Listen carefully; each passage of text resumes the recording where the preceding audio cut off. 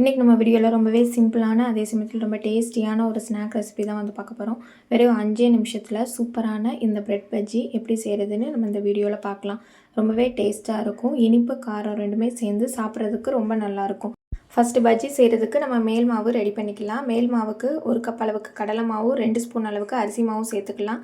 நம்ம எடுக்கக்கூடிய பிரெட்டோட அளவை பொறுத்து நம்ம கடலை மாவும் அரிசி மாவும் சேர்த்துக்கலாம். காரத்துக்கு கொஞ்சமாக மிளகாய்த்தூள், கொஞ்சமாக உப்பு, கொஞ்சமாக பெருங்காயத்தூள் சேர்த்துக்கலாம். இப்போ நம்ம சேர்த்த கடலை மாவு, அரிசி மாவு, பெருங்காயத்தூள், மிளகாய்த்தூள் எல்லாமே வந்து நல்லா மிக்ஸ் ஆகிற மாதிரி ஒரு வாட்டி நல்லா கலந்து எடுத்துக்கலாம். தண்ணி சேர்க்கறதுக்கு முன்னாடி மாவுலேயே இந்த மாதிரி உப்பு, பெருங்காயத்தூள்லாம் மிக்ஸ் ஆகிற மாதிரி கலக்கணும். தண்ணி கொஞ்சம் கொஞ்சமாக நம்ம சேர்த்துட்டு பேட்ரு வந்து நம்ம ரெடி பண்ணிக்கலாம். ரொம்ப அதிகமாக தண்ணி சேர்த்து தண்ணியாகவும் இல்லாமல் ரொம்ப திக்காகவும் இல்லாமல் ஒரு மிதமான பதத்தில் நம்ம வந்து மேல் மாவை ரெடி பண்ணிக்கலாம். இந்த அளவுக்கு நல்லா மிக்ஸ் பண்ணதுக்கப்புறம் தண்ணி பார்த்து தேவையான அளவு நம்ம கொஞ்சம் கொஞ்சமாக சேர்த்து இதை நல்லா கட்டியே இல்லாமல் கரைச்சி எடுத்துக்கலாம். ஒரு விஸ்க் வச்சு இந்த மாதிரி கொஞ்சம் கொஞ்சமாக கலந்து விடும் போது கட்டி இல்லாமல் நம்மளுக்கு பேட்டர் ரொம்ப சூப்பராக ரெடி ஆயிரும். முதலையே அதிகமாக தண்ணி சேர்க்காமல் கொஞ்சம் கொஞ்சமாக சேர்க்கணும். மாவு வந்து ரொம்ப தண்ணியாக இருந்துட்டு நம்மளுக்கு ப்ரெட்டில் ஒட்டாமல் ப்ரெட்டு வந்து நம்மளுக்கு சீக்கிரமாக வந்து அப்சர்வ் பண்ணிடும். ரொம்ப கொலன்னு போயிடும் நம்ம எடுத்து போகிறதுக்குள்ளே. ரொம்ப திக்காக இருந்தாலும் அந்த மேல் மாவு வந்து ப்ரெட்டில் ஒட்டாது. மிதமான பதத்தில் நம்ம மாவை ரெடி பண்ணும் போது கரெக்டாக நம்மளுக்கு ப்ரெட்டில் ஒட்டி சூப்பராக ரெடியாகி வரும் பக்கோடா சாப்பிட்றதுக்கு. இந்த அளவுக்கு நம்ம பதத்தில் மாவை வந்து ரெடி பண்ணி வைக்கணும்.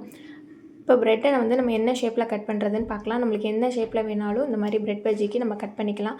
ஸ்கொயர் ஷேப்பில் கட் பண்ணலாம், இல்லைன்னா இந்த மாதிரி ட்ரையாங்கிள் ஷேப்பில் கூட நம்ம கட் பண்ணிவிட்டு போட்டு எடுத்துக்கலாம். இப்போ நம்ம எடுத்து வச்சுருக்கக்கூடிய ப்ரெட்டெல்லாம் இந்த மாதிரி நல்ல முக்கோண வடிவத்தில் கட் பண்ணி எடுத்தாச்சு.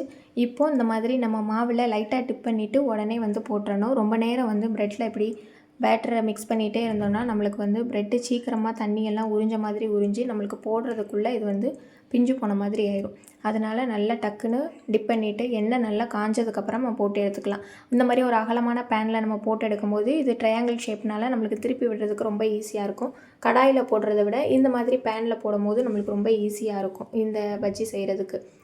இப்போ ஒரு பக்கம் நல்லா வெந்ததுக்கப்புறம் இன்னொரு பக்கம் திருப்பிக்கலாம். இதுக்கு அதிகபட்சம் நல்ல மிதமான தீயில் வச்சு ஒரு 2 நிமிஷம் திருப்பி விட்டாலே போதும். ரொம்பவே சூப்பராக இந்த பிரெட் பஜ்ஜி வந்து ரெடி ஆயிரும். அரிசி மாவுனால நல்லாவே கிறிஸ்பியாக இருக்கும். சாப்பிட்றதுக்கு ரொம்ப டேஸ்ட்டாக இருக்கும். இப்போ மிதமான தீயில் வச்சு மீதி இருக்கக்கூடிய எல்லா பஜ்ஜியையும் நம்ம பொரிச்சு எடுத்துக்கலாம். பஜ்ஜி மாவு யூஸ் பண்ணும்போது நம்ம எந்த இதுவுமே சேர்க்காமல் அப்படியே டேரெக்டாக பஜ்ஜி மாவை மிக்ஸ் பண்ணி நம்ம ப்ரெட்டை போட்டு எடுத்துக்கலாம். நான் கடலை மாவு, அரிசி மாவு சேர்த்து செஞ்சதுனால மிளகாய்த்தூள், உப்பெல்லாம் சேர்த்துருக்கேன்.